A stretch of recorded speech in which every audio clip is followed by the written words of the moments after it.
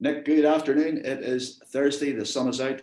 We are on the Money Clinic. How are things this week in Galway? Yeah, everything's good here, Conor. Hopefully the same is true with you. The markets have been quite quiet this week. Well, I think we've mentioned it a couple of times over the last few weeks. We're waiting for earnings to come out. Second quarter is now finished, so they'll start in the next 13, 14 days or so. And just see how some of these companies have done in the second quarter and what they're thinking going forward into that third quarter. Undoubtedly, we're going to get some blowout numbers again in the second quarter. But for how long can it continue? I suppose that's the big issue. Inflation is a bit on the back foot this week. It's still there. People still talk about it. But it's not really as prominent or as worrying in people's mind as it has been over the last couple of weeks. Is July traditionally a quiet month? It's a summer month in this part of the world, July and August. Is it traditionally a more quiet month in the markets and there's not a lot of excitement around? I would suggest that this inflation thing isn't going away. I note that Andrew Bailey, the governor of the Central Bank of England, was out today in the FT, basically reinforcing the idea that the Bank of England believe that this inflationary period that we're in right now is totally transitory. He expects that to tail off as things sort of open up in the economy and the supply chains free up. So that is interesting, Nick, because I know we're going to have a chat about the housing market and the housing boom. Yeah. But that inflation, the synopsis of where people think inflation is and where inflation is going will have an impact on interest rates. And if interest rates go up over the next couple of years, that should have an impact in terms of reining in the housing market. Just your thoughts around inflation and the impact on the market and what I've just said? Yeah, well, I think we've probably agreed over the last couple of weeks that, inflation does look like it's transitory. I think the one thing that is the worry is the rate of change in terms of inflation. We are seeing some blowout numbers, and the big worry for people is that central banks are reasonably good at handling inflation and then looking at how the interest rates can affect that. But they're not used to this rate of change that we've seen year on year. So it's definitely running hot. Can they control it as well as they're expecting? It's yet to be seen. So yes, it's transitory, but it's something that we haven't really dealt with in the past. So I wouldn't be 100% convinced that they're going to be completely on top of it. There's going to be a few bumps in the road yet, I think. And we all know that interest rates are going to go up, at some point, whether that's now or in the next couple of years or slightly longer, but they will go up. And I think coming back to the housing crisis, as you mentioned in the last comment, I think I've mentioned in the past that I don't have a political bone in my body, but the housing crisis, as we see it in Ireland and in other places at the moment, is definitely something that can agitate and can cause problems. And I find myself getting worked up about it. I said to you off air before we came on, I've only voted once in my life, and I think that was 18, and it was more for the novelty of being able to vote for that first time. And I've never really got involved in or had any strong bias politically, but the housing crisis, I think, is a fundamental problem that everybody is facing, and something needs to be done about it. So I know you're not a property expert, and I know you're not a housing expert, but you are financially literate, and you do understand money and finance. I think you are anyway, but you've definitely improved over the years. But and I'll come back in this as well, because I've got some ideas around this. But why do you think there's a housing crisis in Ireland? Like, what do you think the problem is? I mean, you're not stupid. You're very observant. You know what's going on. What do you think? Well, I think there's a lot of things that I think are playing into it at the moment. Obviously, clearly there's not enough houses being built. If the supply was better, I think you could even things out. I look at some of the reports that come out this week. Mortgage applications up 200%.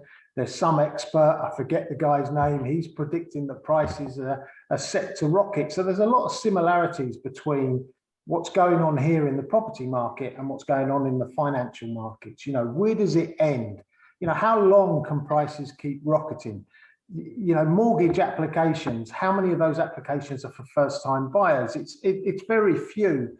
There is definitely a property elite in both the UK and Ireland. It's probably far more pronounced in Ireland than anywhere else. A very small part of the population own property. And, you know, I go back to growing up on a council estate, being 18 years of age and making that first vote. And one of my aspirations would have always been to own property. And as I've said to you over the last couple of weeks, you know, how do people buy property now? How do they get on the ladder? Should they rent? And, you know, I always regarded renting as being dead money, but, you know, if interest rates are going to rise, do you really want property at the moment? Like, it's such a conundrum, Conor. So you're sort of heading into the twilight of your life. Your best years are behind you, and your kids are now really growing up. So, you know, and they're probably going to be thinking about buying a house now. So is that why you're concerned about the housing market now? Because Mackenzie and might be tapping you for some financial assistance, and you're reluctant to assist, or are you genuinely concerned about house prices?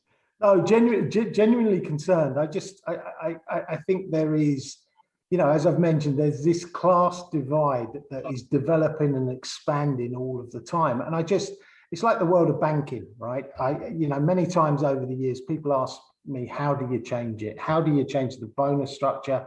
How do you change the greed? How do you get more accountability, responsibility? And it's ingrained. You will never change it. So, you know, is what we're seeing now and this chasm that's developing between those who have property and don't have property, is it just going to get wider and wider, or is there genuinely something that governments and people in power can do to change what's happening?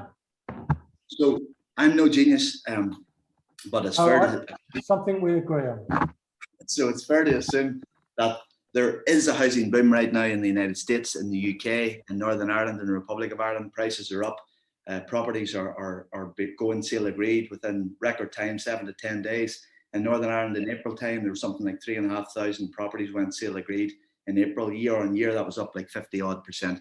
But to me, like it's you know, it's back to politics. Everything comes back to politics, and you know, politics is theology. In my view now, it's a belief system. And, you know, if you want to fix the housing market, you have to believe that, first of all, it needs fixed. But there are three things that I think could be done, should be done. And the first thing, we talked about this before, was they could bring in a dereliction tax, land tax, because every city, town in Ireland is coming down with derelict properties, sitting there lying empty. So that's the first thing. That's easy to do. You could bring that and pass that in legislation very quickly. The second thing is, there's loads of land out there, so you could do two things. You could rezone land. You know, you could rezone land, or you could compulsory purchase other land. So we have the land. And the third and final thing is, we can borrow money at record low rates at the moment from lots of different avenues. And that is the capital that we need to build more houses. And what are we good at? We talked about this in the podcast last week. Building houses. We're brilliant at building houses. Like we know how to build block and bricks and mortar.